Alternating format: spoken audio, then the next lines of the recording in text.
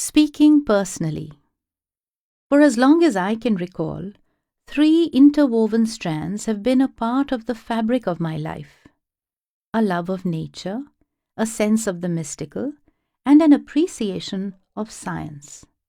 As a child, whenever I was free from studies, and weather permitting, or even otherwise, you would find me in the meadows, among the hills, by the seashore.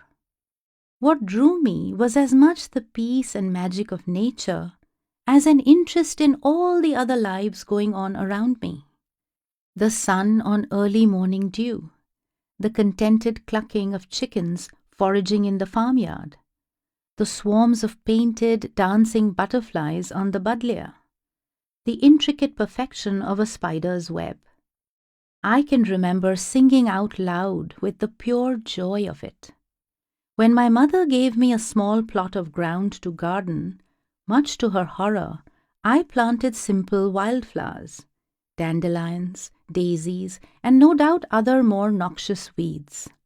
Years later, when I had a home of my own, and long before it had become the conservationist thing to do, I did the same.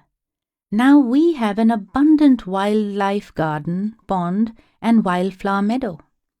One learns much from observing nature: the beauty and the harmony, the cooperation as well as the conflict, insights into the mind and language of other creatures, the amazing world of instinct, breathtaking happenings, soul-expanding moments, glimpses of other worlds lived alongside one's own.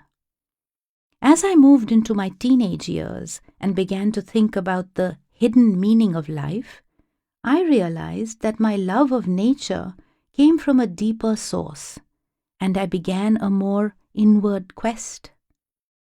What is life? What is death? Why do things happen in the way they do?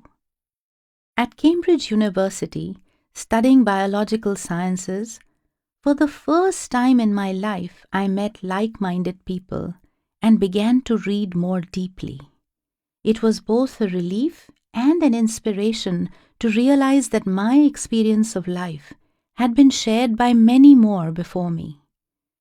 I remember attending a Buddhist lecture at King's College and was much impressed by the atmosphere emanating from the monk who gave the talk. He recommended doing at least 5 minutes meditation every day, but suggested no technique. In my reading, I came across a technique using a mantra and tried it out.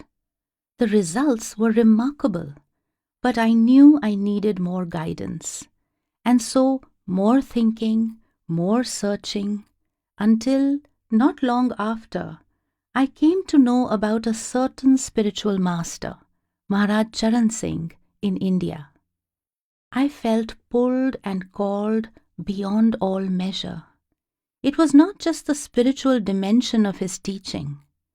All my life I had been fascinated with India. I knew Rudyard Kipling's jungle stories backwards, and from a very early age, Jim Corbett's Man-Eaters of Kumaon had thrilled me with its atmosphere of the jungle and Indian village life. And not long before hearing about Maharajji, the chance reading of a translation of the songs of the Indian mystic Mirabai on the back of a record sleeve had unexpectedly set my heart aglow. My consciousness has expanded to meet the one Lord, and now I care nothing for what the world may say, sang the Rajasthani princess so long ago. I received initiation from Maharajji one Saturday in February 1967. The following week, I started my first real job at the Department of Applied Mathematics and Theoretical Physics at Cambridge. Although my degree was in biology, I was helping with the computer side of an applied maths research project. It was my first introduction to computing, which as time passed became my profession.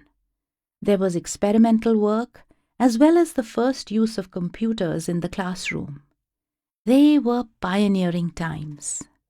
I was now working in a scientific environment where we discussed and talked about things with each other. In the same department, Stephen Hawking and other well-known personalities were also at the start of their careers. On Stephen's office door, I recall, was the enigmatic note, "Black holes are out of sight." As the years went by, I became increasingly interested in the ongoing dialogue between science and religion, which, in my own mind, I automatically expanded into science and mysticism. It seemed to me that the universe, inner and outer, was one, and that human perspectives on it were all part of one picture. That being so, the mystical and scientific perceptions of life must be compatible. But it takes time for one's understanding to mature, and it was not until 1984, when I left the university to run a small business, that I started putting pen to paper, trying to express how the scientific and mystical perspectives on the universe were by no means incompatible. The result was a series of 5 books that were published between 1987 and 1992. Rather than adopt a philosophical approach, I did what came naturally to me and looked at nature. I addressed subtle energy phenomena, observed relationships between the body as described by yogis from within and the same body as described by scientific analysis from without. I looked at the intriguing world of new physics, how everything is just a dance of energy spun out in space, as mystics have always said. And I returned once more to my love of wildlife, the host of other creatures with whom we share our planet, their lives, their minds, and the manner of their evolution. And it seemed to me that while the scientist looks at the outer universe with the help of his analytical intellect, the mystic explores the inner universe of the very consciousness that scientists use to perceive the outer world. Both are looking at the same one universe, the only difference being in the perspective and the field of study. And naturally enough, I found that there was no incompatibility between the two seemingly so different worlds. In fact, I came to the conclusion that a study of the inward world of consciousness, which includes the primary tools of science, the mind and intellect, illuminates science in a way that nothing else can. Concurrently with my scientific studies, I had developed an ever-deepening interest in the world's spiritual and mystical traditions.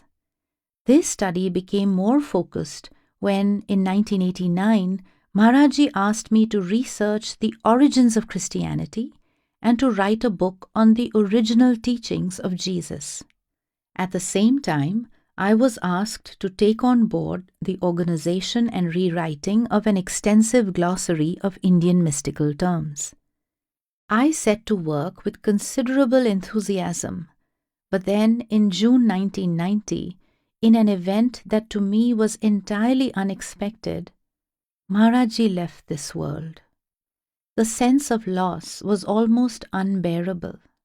But not long after Maharaji had departed, his successor, Baba Gurinder Singh, called a number of people together and told us that he wanted to expand the scope of the glossary to include all spiritual traditions.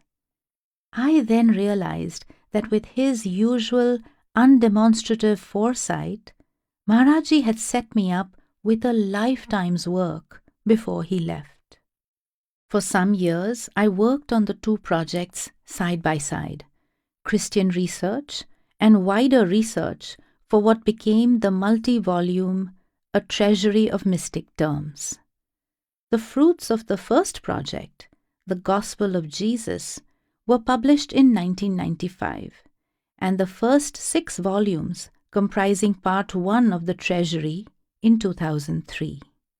Part 2 is presently nearing completion.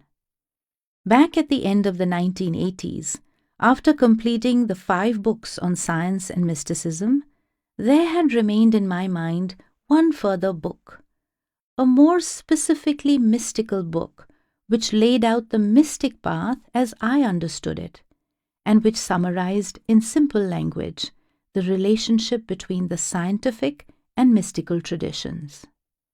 Over the years, the prospective content of this book evolved until it finally took shape in the present volume. One Being One is thus a distillation of many years of thought and study and evolution of understanding. It has brought me back to my personal spiritual roots, to the 3 strands that have been woven into my life: nature, science, and mysticism. It is from a great love of all 3 that this book has been written, and with the realization that books are at best only pointers and not to be taken too seriously, I have tried to write in a simple, light-hearted, as well as occasionally humorous and sometimes lyrical manner.